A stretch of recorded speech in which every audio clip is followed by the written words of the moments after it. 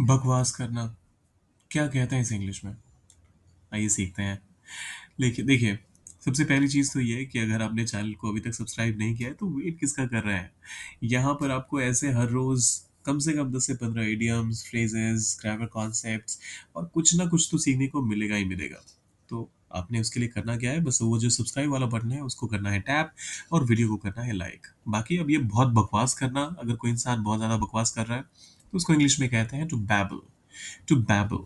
Example के तौर पे पहला स्टेटमेंट आता है, वो जब घबराता है तो बकवास करता है। ही babbles when he's nervous। या फिर आप चाहें तो यूं भी कह सकते हैं when he's nervous he babbles। दोनों ही तरीके बिल्कुल सही हैं।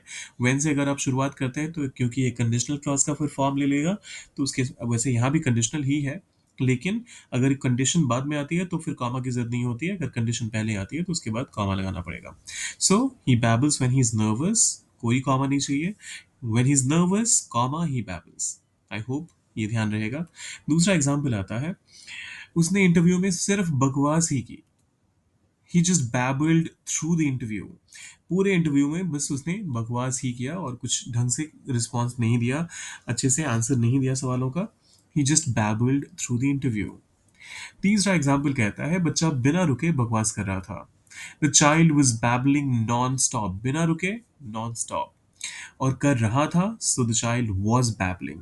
सिंपल पास्ट में का इसका इसमें इस्तेमाल नहीं हो सकता, क्योंकि एक पर्टिकुलर इंस्टेंस पे ये काम लगातार हो रहा था। सो हमने यहाँ पर प्रेजेंट सॉरी पास्ट कंटिन्यूस का इस्तेमाल किया। The child was babbling non stop. अब ये लास्ट वाला आपके लिए है। अब और बकवास मत करो। इसको कैसे ट्रांसलेट करेंगे, सोचिए और डालिए कमेंट सेक्शन में। और जाने से पहले सब्सक्राइब, लाइक और शेयर करके जाइएगा। मिलते हैं जल्दी।